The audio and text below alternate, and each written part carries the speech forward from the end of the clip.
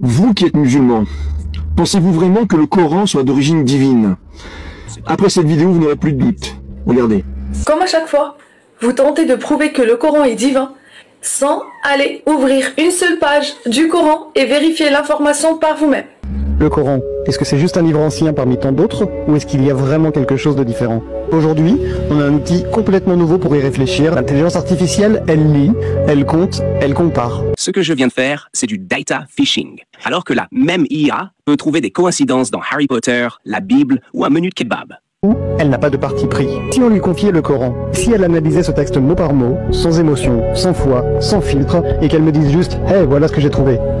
ChatGPT, vérifie-moi ces informations, sans billet de confirmation, ni concordisme. Je vais être honnête avec toi, ce que j'ai découvert m'a scotché. Et c'est exactement pour ça que je fais cette vidéo.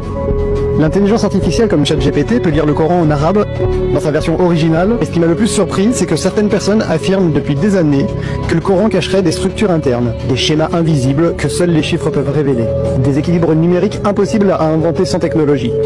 Alors j'ai tenté moi-même l'expérience.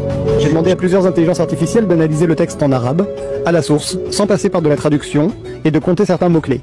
L'objectif, c'était de voir si les fameuses structures numériques étaient réelles, ou si c'était juste des légendes. Et là, bam, l'IA me sort des résultats fous. Des mots opposés qui apparaissent exactement le même nombre de fois.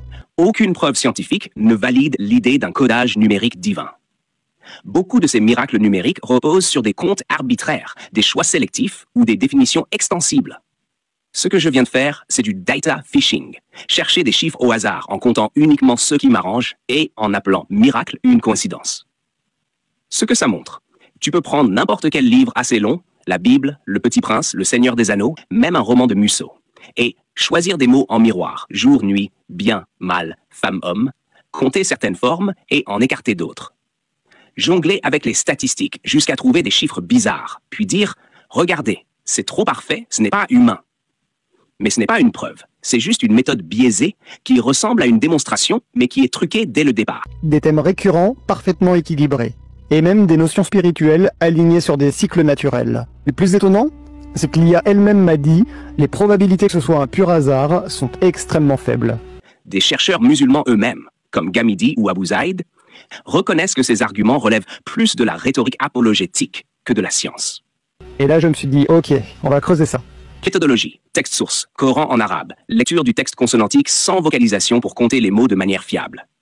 Sources utilisées, corpus numérique du Coran, Tanzil, corpuscoran.com, analyse lexicométrique. Rémi Brague, Luxembourg, corpus de Ghamidi, corpus linguistics.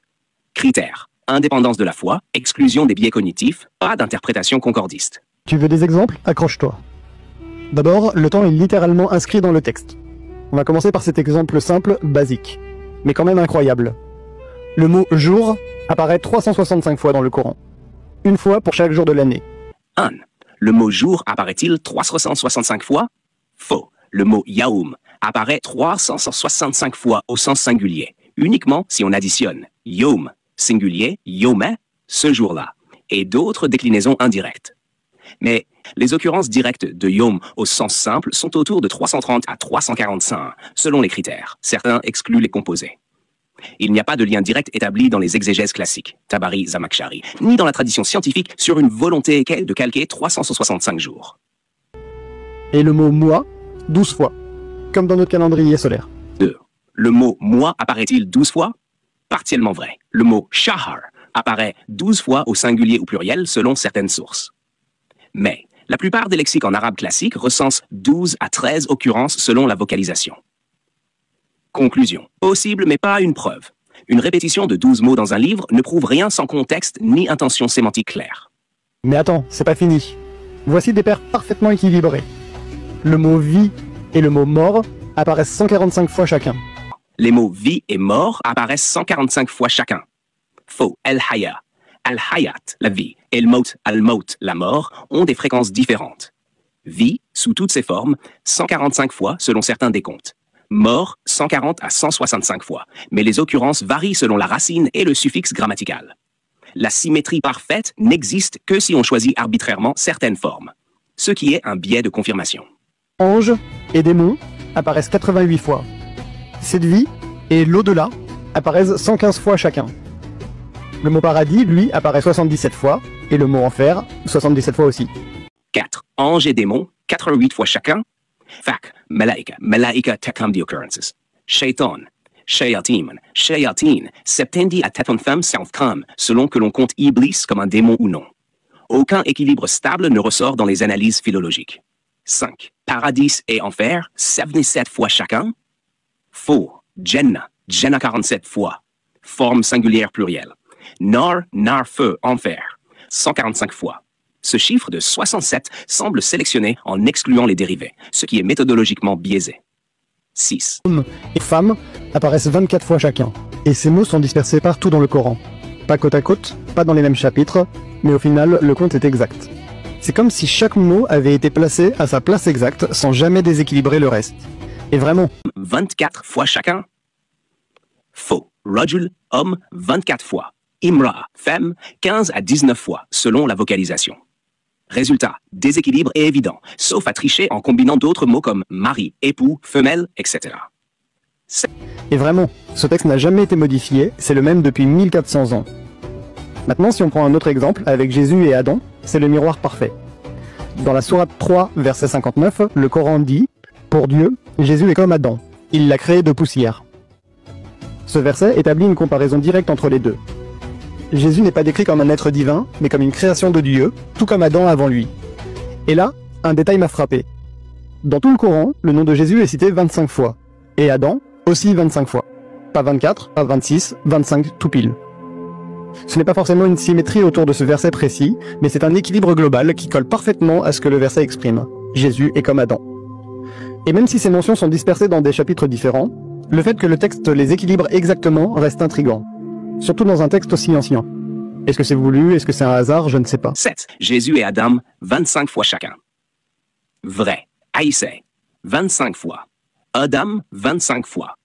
Ce point est factuellement exact et il est souligné dans des tafsirs anciens, ex-Fakhr al-Din al-Razi. Mais cela ne prouve pas un miracle. Beaucoup de personnages sont répétés plusieurs fois sans logique apparente. Le lien numéraire peut être une coïncidence ou une simple stylistique. Maintenant, parlons des proportions de la mer et de la terre. Là, on entre dans ce que j'appelle les chiffres qui bluffent. Le mot mer est cité 32 fois. Le mot terre, lui, est cité 13 fois. Au total, ça fait 45 mots. Maintenant, on fait le calcul. 32 divisé par 45 est égal à 71,1%. 13 divisé par 45, ça fait 28,9%. Et ça correspond exactement à la répartition d'eau et de terre sur notre planète. Et on parle d'un texte révélé au 7e siècle, bien avant la science moderne, les satellites, les mesures précises. L'IA a estimé que la probabilité d'un tel résultat par pur hasard est de 1 sur 100 000. Autrement dit, c'est comme lancer un dé à 100 000 faces et tomber directement sur le bon chiffre. Proportion 71% vs 29%. Cash, faux, bahr, mer, 41 fois, pas 32. 13 à 17 fois. Le ratio n'est pas conforme aux proportions réelles, 60% d'eau, 32-45. De plus, les termes ne désignent pas toujours la planète Terre. Souvent terre, territoire, mer, navigation. Est-ce que c'est humainement possible? C'est la question que j'arrête pas de me poser. Est-ce qu'un homme, au 7e siècle, sans ordinateur, sans calculette, sans logiciel de traitement de texte, aurait pu composer un texte oral révélé sur 23 ans, avec des symétries précises, des équilibres logiques, des statistiques exactes? Le tout sans jamais se tromper. Merci ChatGPT. Maintenant, fais une analogie pour prouver qu'on peut faire la même chose, concordisme et billet de confirmation, avec d'autres livres et textes. Parfait. Voici une analogie puissante, simple et percutante, pour montrer que les soi-disant miracles numériques qu'on prétend trouver dans le Coran peuvent être fabriqués avec n'importe quel autre texte, y compris des livres profanes. Analogie. Harry Potter et le miracle numérique. Imagine que je prenne Harry Potter à l'école des sorciers. Je le fais lire par une IA, sans émotion, sans croyance. Je lui dis, compte-moi combien de fois on trouve les mots bien et mal, ou vie et mort, ou Harry et Voldemort. Et la surprise, le mot Harry apparaît exactement 67 fois. Le mot Voldemort, 7 fois.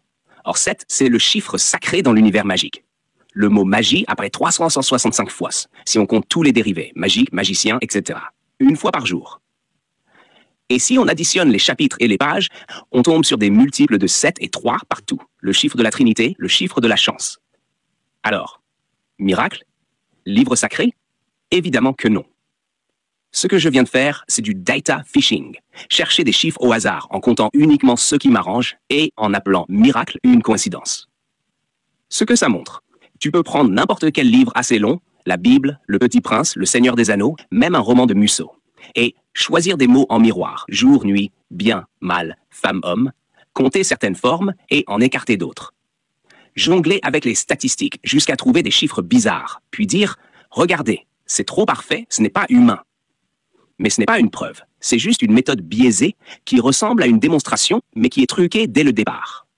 Le fait que le texte les équilibre exactement reste intriguant, surtout dans un texte aussi ancien. Est-ce que c'est voulu, est-ce que c'est un hasard, je ne sais pas.